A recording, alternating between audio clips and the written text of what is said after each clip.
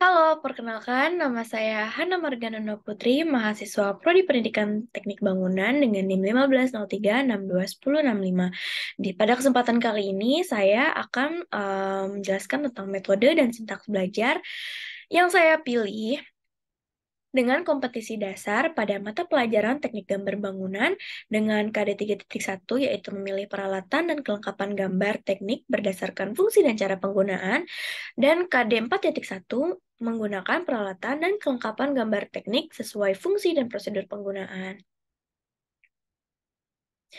Baik, untuk isi dari materi belajar ini sendiri, yaitu adalah memilih peralatan dan perlengkapan gambar.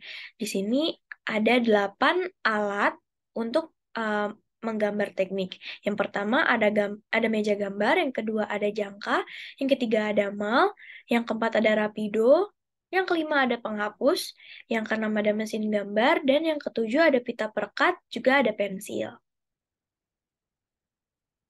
Oke, untuk fungsi peralatan dan perlengkapan gambar sendiri, yang pertama ada meja gambar. Untuk meja gambar adalah bidang yang digunakan sebagai tempat atau alas menggambar. Nah, untuk meja gambar yang baik menggunakan bidang permukaan yang rata dan tidak melengkung.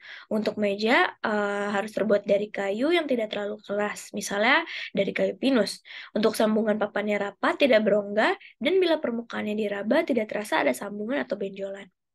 Meja gambar sebaiknya dibuat miring dengan bagian sebelah atas lebih tinggi supaya tidak melelahkan waktu menggambar. Untuk alat yang kedua ada pensil. Pensil adalah salah satu alat penting untuk menggambar, guna untuk membentuk gambar sendiri. Pensil untuk menggambar dengan pensil yang digunakan untuk menulis itu berbeda. Nah, yang ketiga ada penghapus. Untuk penghapus digunakan sebagai alat penghapus goresan yang salah.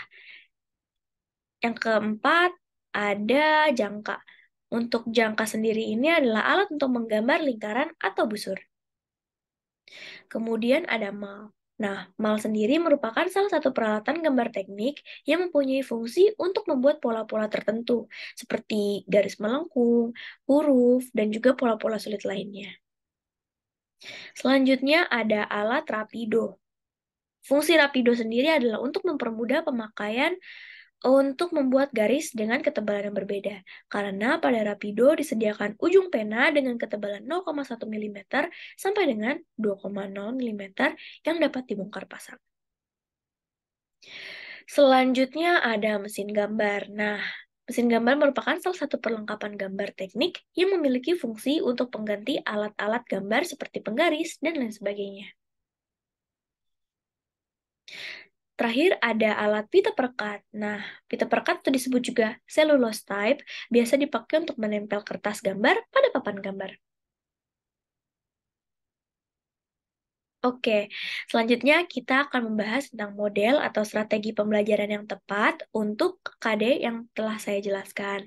Yang pertama, di sini saya menggunakan model atau strategi pembelajaran project based learning.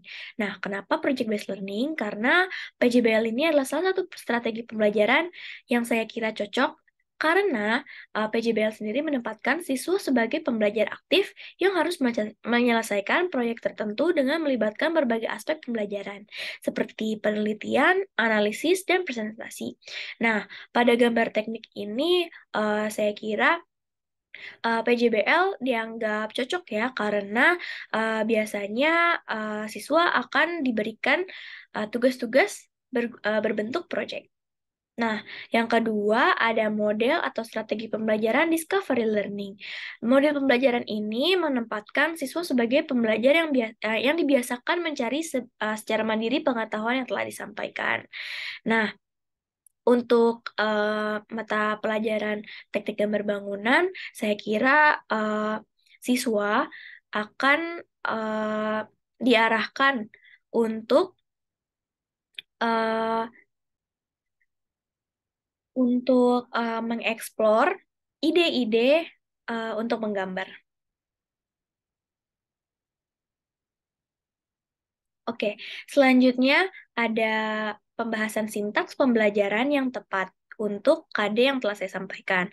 Nah, karena tadi saya sudah menyampaikan model pembelajaran PJBL dan juga Discovery Learning, nah untuk sintaks pembelajarannya tentu saja juga akan menggunakan PJBL dan juga Discovery Learning.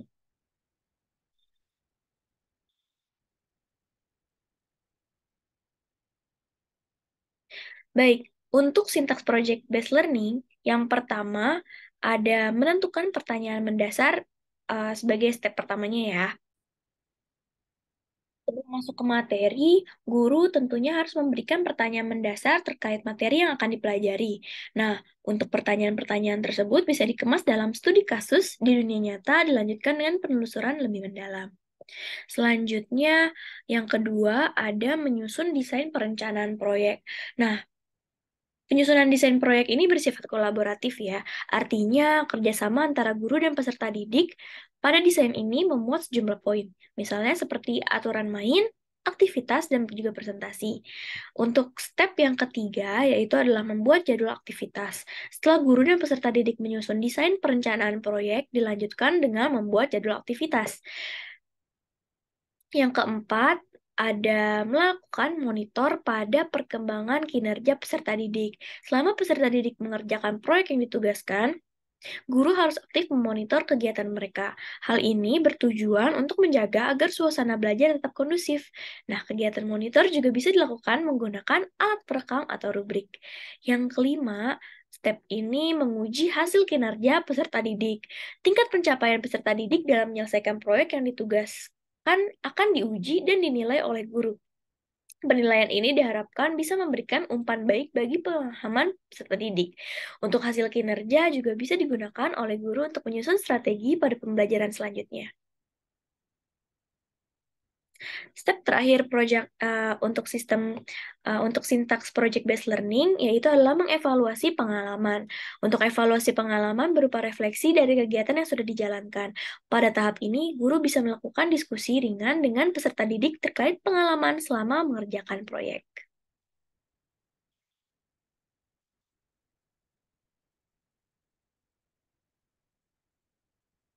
Baik, selanjutnya ada sintaks discovery learning.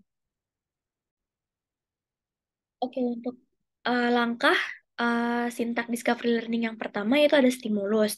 Tahapan discovery learning pada tahap ini instruktur akan memberikan beberapa pertanyaan untuk memancing rasa penasaran dan ketertarikan peserta didik. Selain itu, pendidik atau instruktur memberikan anjuran untuk membaca buku dan kegiatan belajar lain yang mengarah pada persiapan pemecahan masalah.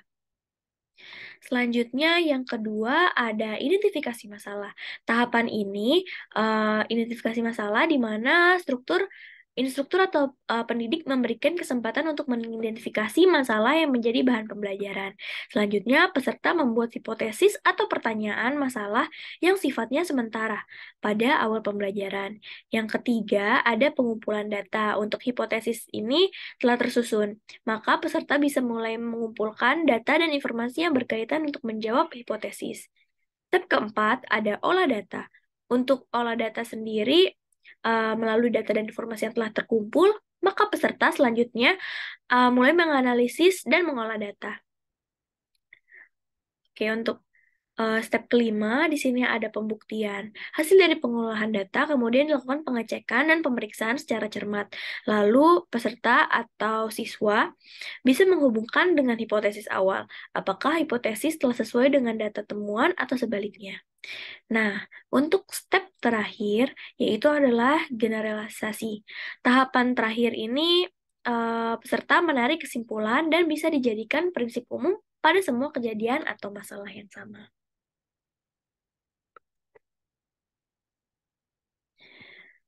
Oke, selanjutnya di sini adalah argumen dan data pendukung eh, yang ambil dari beberapa jurnal eh, yang sudah saya telah.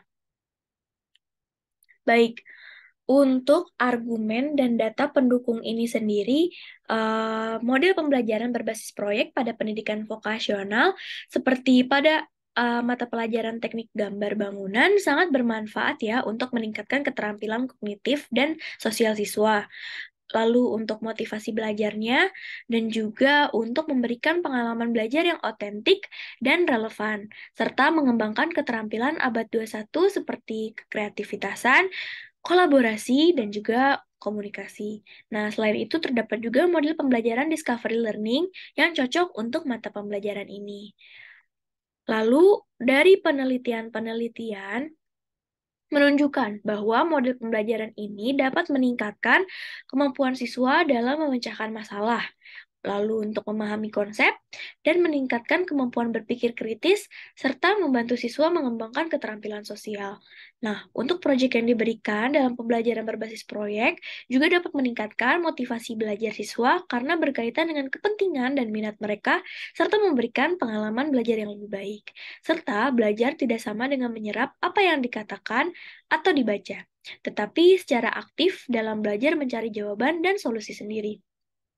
Kemudian, dari beberapa penelitian di Indonesia juga menunjukkan bahwa model pembelajaran berbasis proyek dapat meningkatkan hasil belajar siswa di SMK, jurusan Pendidikan Teknik Bangunan. Nah, sebuah penelitian yang dilakukan oleh Yulianto tahun 2016 menunjukkan bahwa model pembelajaran berbasis proyek dapat meningkatkan hasil belajar siswa dalam mata pelajaran gambar teknik bangunan. Juga untuk metode pembelajaran discovery learning atau belajar penemuan merupakan salah satu model kognitif yang sangat berpengaruh dari Jerome Bruner. Menurut Jerome Bruner tahun 1966 dalam Dahar 2011 nomor 79 menyarankan agar siswa belajar melalui partisipasi secara aktif, sehingga metode pembelajaran ini sangat disarankan untuk mata pelajaran teknik gambar bangunan. Namun, untuk model pembelajaran berbasis proyek juga memiliki beberapa tantangan dan kendala nih, seperti memerlukan waktu yang lebih lama untuk persiapan dan pelaksanaannya, serta memerlukan sumber daya dan fasilitas yang memadai untuk menyelesaikan proyek. Oleh karena itu, guru perlu mempertimbangkan dengan matang tentang implementasi model pembelajaran ini dan memastikan bahwa siswa memiliki sumber daya dan fasilitas yang memadai untuk menyelesaikan proyek. Nah, ada kritik juga yang menyebutkan bahwa proses dalam model discovery learning terlalu mementingkan proses pemahaman. Ada juga aspek lain yang kurang menjadi perhatian, yakni perkembangan sikap dan keterampilan siswa. Baik, sekiranya itu saja yang dapat saya sampaikan pada kesempatan kali ini. Kurang lebihnya mohon maaf. Wassalamualaikum warahmatullahi wabarakatuh.